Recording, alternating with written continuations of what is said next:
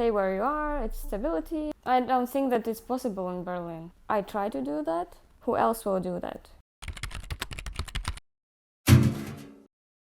Ayya, thank you very much for joining us on the iNetworker channel. So I'm very much fascinated about your origin, about your identity, because Latgalia is a terra incognita to me. So just a bit, so although it is inside Latvia, but it seems to me it is a bit different from the rest of Latvia. So am I right? Yeah, thank you for the invitation. I think it's of course it's a bit different. That's why we have another name for that.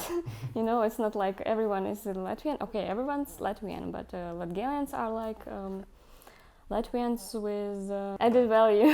That's what we say. But of course, it might sound a bit arrogant. So so some people say that Latgalian is not Latvian. Is another language. Is it true? It's different from Latvian language, but of course Latvians can usually understand, and Latgalians understand Latvians, because Latvian, of course, is a state language, and it's normal to know that. And when I was learning at school, so we only had everything in Latvian, and of course, for example, my parents, they talk to each other in Latgalian, and at school teachers mostly also did it, because my small town where I was living, it's like quite Latgalian town, and it was normal that during the breaks teachers were talking to each other in Latgalian. It was like normal thing, and maybe that's why now when I look back at that, it seems to me that it's a bit strange that the teachers didn't talk to us in Latgalian. Mm-hmm. Okay, it's interesting. So they were talking to you in Latvian. Yes. So because it was the language, the teaching language, so to say. But during the breaks of Latgalian. Yeah. Of course, there were some teacher who were talking to some of the children in Latgalian, but maybe they knew each other better, and I don't know why, but yeah. But as far as I understand, you are fluent in Latgalian, so at least I've heard your wonderful podcast, Parunuosim. It's something like "Come here, let's talk." Yeah, come here, let's talk. Yeah. It's our Latgalian podcast, but I wouldn't say that I talk it fluently, because my parents didn't talk to me in Latgalian. Mm-hmm. They were talking to me also in Latvian, because they thought it will somehow disturb, it will not help. And give more opportunities, so to say, for the future life.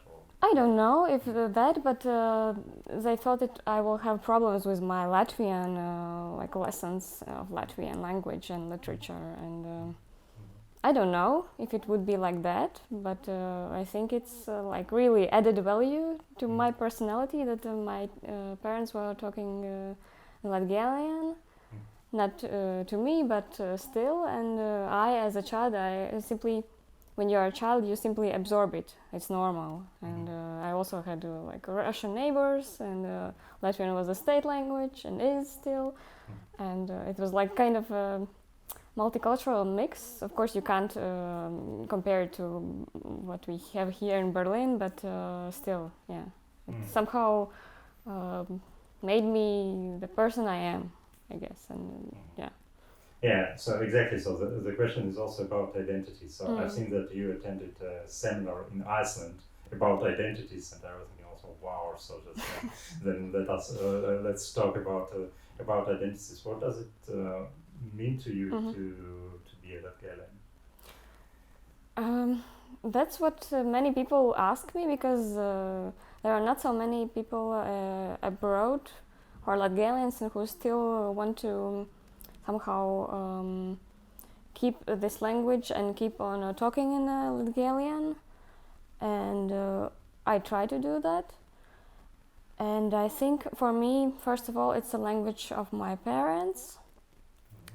Maybe it's not my language, but of course, when I hear it, I feel like automatically near to those people because my parents talk to each other in Latgalian, and it's somehow connected maybe with these emotions. And of course, if you meet somebody in Berlin from Latvia, and you get to know that he's or she's also from Latgale, it's somehow automatically connecting you to these people, and yeah, I don't know.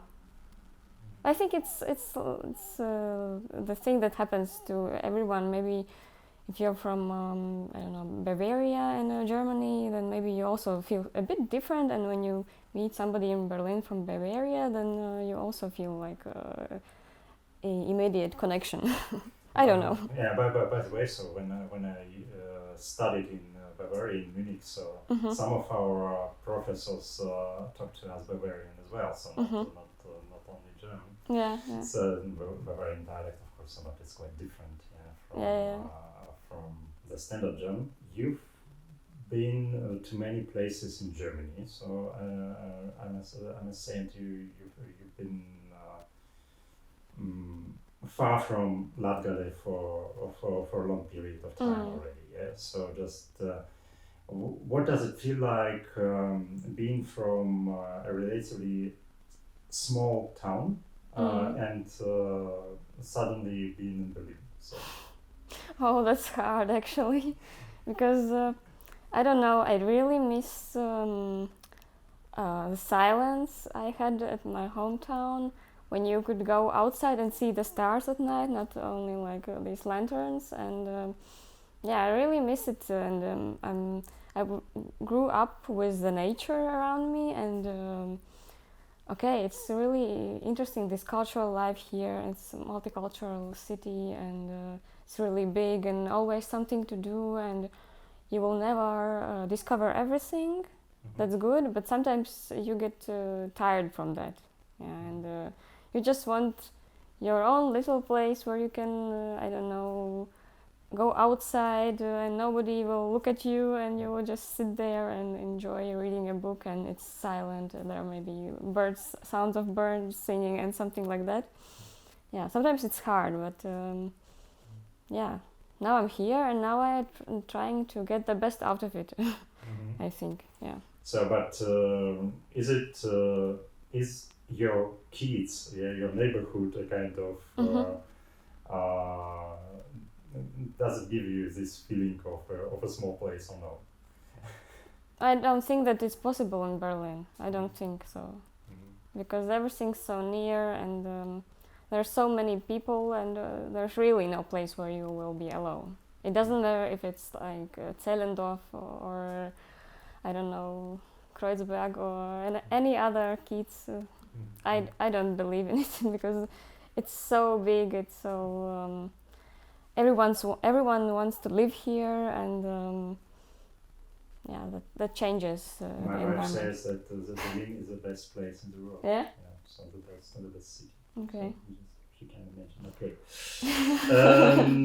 So and probably so I can agree with this. Well, so you are also quite active in the political life. So both in Latvia and in Germany. So you had an internship or two internships at the German Bundestag, German Parliament. You are also quite active with the progressives, and I've seen that your co-host of your podcast became a deputy of the Resignis city council. Yeah, that's true. For the Progressives party. Is politics in Latvia and in Germany different or more or less the same?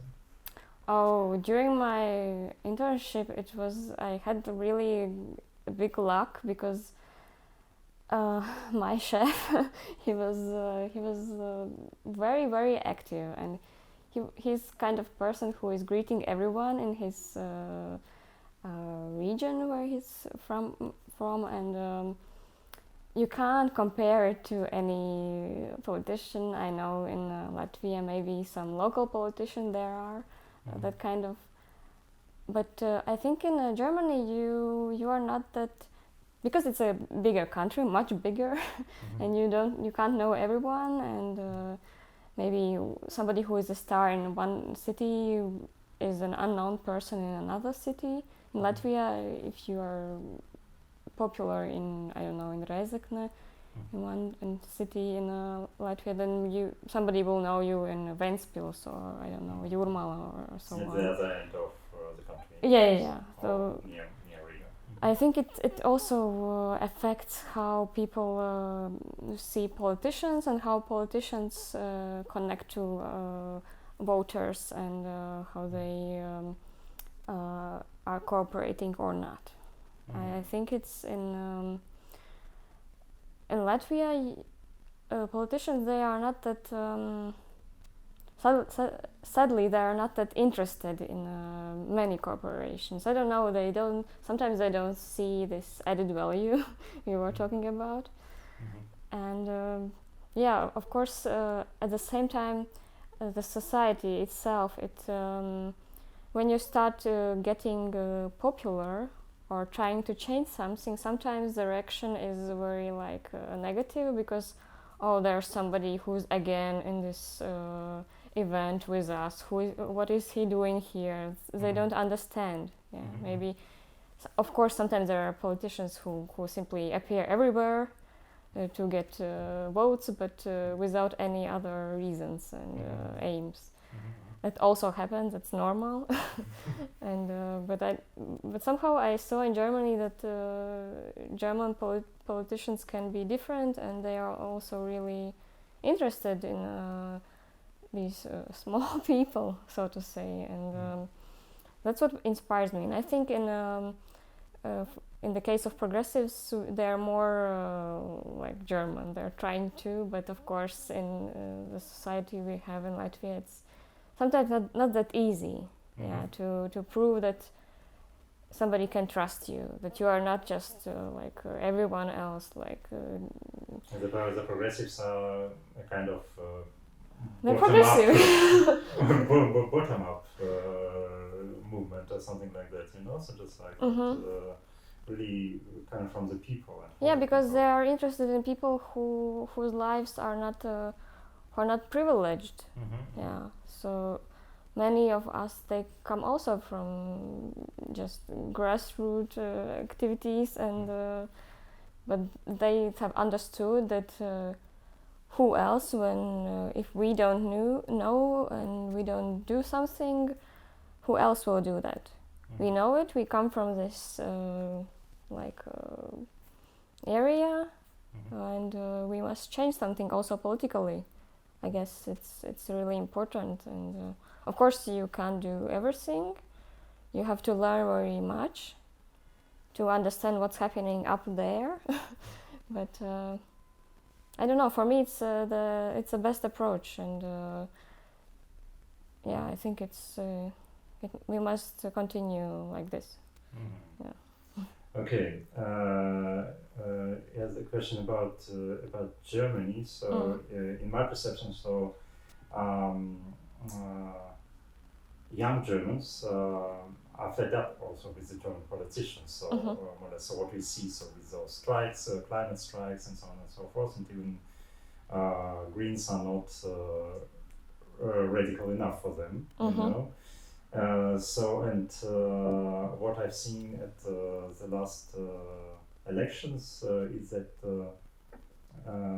many parties came into light which represent different groups of people or groupings of people. So, and one of this was Volt, all European party, which is actually a party for Europeans, so to say, and also trying to get votes among the young audience. And I think so. Do you see some similarities between the progressives and Volt, for example, or am I wrong here? I think it happens or in an organic way, because progressives are for the values that really speak to younger people. Yeah, because they don't want simply to always just say bad things about their country. They want to act. They want to change something, and they're fed up with this Soviet thinking we still have in Latvia, I guess. Alright. And I think so. Yeah. So, but what does it mean to you? Soviet thinking. It's like thinking that nothing depends on you. Yeah, that everything is. So in among the people, so not necessarily the political establishment, but in the society itself. Yeah. Yeah. And I think it's.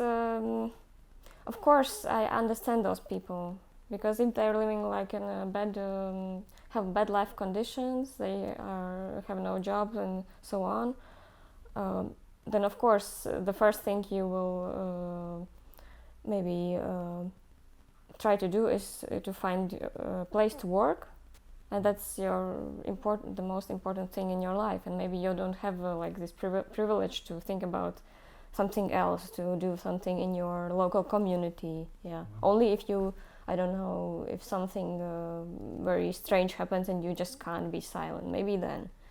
And then some people, of course, they see, oh, I can do something, I can influence something. Yeah. And I think, many young people, they have been also abroad, and they see that things can be done differently and without much money, a lot of money. So I think it's the Soviet thinking is that you must somehow live with that, that's fine, and stay where you are, it's stability, and that's fine, and why not? That's for me the Soviet thinking. Okay, so I read somewhere so that the progressive are a kind of a party which orientates at the Nordic models, or the model of the Nordic countries. Yeah.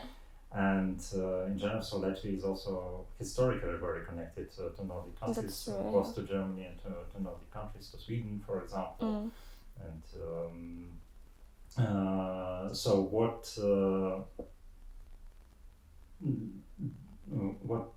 attracts people in Latvia or this specific party in the Nordic countries?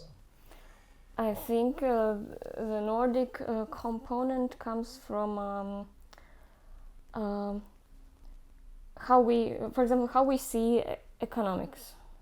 Do we see it only like numbers, how big the budget is and so on, or we look at the living conditions in Latvia? How happy are people? There's this happy Gini index, or how is it called? And maybe it's important to look at these things that not at the things, but at people, how people live, how they feel, and not to just to build like bigger and bigger houses and paint them more and more beautiful, but really invest in people. I think it's what Nordic countries do. Yeah, they really are interested in people's lives. They're not interested in buying bigger cars or faster cars, but really having a normal life, having a place to live in a democratic country, and where everyone belongs. I think it's the Nordic thinking. Yeah, and what also attracts me, and of course many of progressives. So you also speak Swedish, and you've been at this seminar in Iceland. We were touching upon. So did you see this Nordic thinking in Iceland, and how was this experience? So, because for me it's such a remote place, very beautiful as I can imagine. So I've never been there, and very attractive. So but still remote, and I think in itself, Oh yeah, I think it's my favorite country after Latvia, of course. because it's really really beautiful, and I had a chance to be there for 1 week many years ago already, but it was really nice. And what for example surprised me was this kind of openness and the fact that you could drink beer at the university. That was interesting because then at the time when I was in Iceland, I haven't been in Germany yet, maybe for a month or so for a summer course. And for me, everything outside of Latvia was really new and interesting. And I was surprised also about the way they celebrate, for example, graduation at school. They were organizing it it was not like in Latvia or in Russia when you dress like very, very formally and with jackets and dresses and high heels and so on and flowers. It's more fun. And finally the school is over and we are free. And that's also what our Swedish teacher at the university told. She was also very surprised in Latvia when small kids, they were coming in jackets and like very serious, like I don't know, politicians, and she was laughing at them when she saw these small boys running around. And I think they are not that formal like we are, and the clothing it's not somehow connected with your status that much. That's what surprised me. Yeah, actually, so that's what you can see in Berlin. So from the appearance of a person, you don't necessarily understand what status this person has. Of course. Yes, okay. There might be a billionaire in jeans or a very smart-looking guy, but with many credits on his shoulders or whatever. What helps you to connect with the people? So, because this channel is about international networking, and so Berlin is the best place to meet very different people. Meet the world. Meet the world again. So what helps you to connect to this variety of people? I think I still haven't learned it really good, but what always works is to start conversation with people with open heart. Just try to find something that's common for you and for another person, or I don't know, higher level organization, and just try. I think I have learned it from other local Latvians who do the same, and I just sometimes I'm really wondering how did they reach those organizations, but they simply tried. Simply wrote an email or just talk to somebody who might know them and ask maybe for a meeting or interview, and so it goes on. And then you just keep on reminding about yourself that you exist, and maybe then something happens. And I think it's the key of success, just to be open. And just do. And of course, if you come to to a meeting and you're in a bad mood, maybe better not come. Then you'll be like tired, you will waste your time, and for me it's better to stay at home. And when I really have this enthusiasm to connect to somebody, to network, then I will do it, and mostly it's successful because I think a positive attitude also makes others react positive, and it's something that stays in mind of people. So my perception of Latvians is that they're very responsible. So when they when they say something, when they promise something, they will do that. Yeah. So that's why. But on the other hand. Sometimes they'd rather stay at home and not take responsibility, So just because one of my friends was very upset, so because he was negotiating with a potential Latvian partner. It has lasted for 6 months or something like that, and at long last, so they said no, so we can't do it. Yeah, so and he was even infuriated about this. But I said, but the people are sincere, you know. So this is good. Yeah, so that they told him, not just like Russians. They will say, oh yes, of course, yes, so we will do it, and then you will have some troubles. Maybe yes, maybe not. So just. But, I hear from, for example, when I had this internship at Bundestag, somebody said to me that Latvians are really skeptical about everything. They're skeptical. Yeah, I think it's true. Yeah, and what you also saying, most of the people, they don't want to promise something that they will not do, because then they will come home and think, oh, again I have to do this, but actually I don't want to. Then they will simply just say, okay, no, I will not do this, and he's free and he can do his own things. Maybe. I don't know. I thought it's just my thing, but maybe it's typically Latvian. Okay, maybe the last question. So about because you've been also involved in the work with the Latvians abroad, with the Latvians living in Berlin. Yeah. So how so are the Latvians in the diaspora, in your perception, helpful to each other? So just is this community really friendly and so on and so on? I must think what I can say here. We will cut it out if you don't like the answer. Yes. I think that Latvians here are, of course, more Berliners than Latvians, because they have to adapt to this environment they're living in. It's normal. I think it's something that makes very pleasant to talk to them, because you have like common problems and you know one side and another side as well. But sometimes I see that some people they lose this connection with Latvia. But now I don't think it's bad. Maybe it's also good.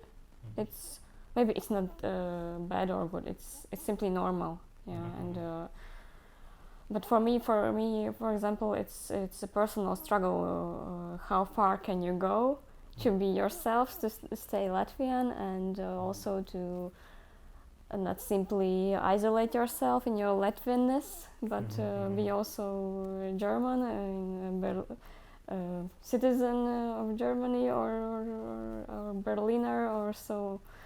So it's yeah, I struggle with that. I must admit. And I think Latvians, they are also the same as in Latvia here, because they also have their job. They have their children. They have to organize this all. And yeah, I think in that point of view they don't differ a lot from Latvians in Latvia, the diaspora, but maybe they are more aware of something that's happening around. Or diaspora, they usually vote also. More people vote here. I think they're more active. So and, the percentage, you mean? Yeah. They're more active in comparison to people in Latvia, I guess. Thank you very much for this interview, and good luck with all your endeavors. Very different identities. Oh my God, it's so hard to understand what's mine.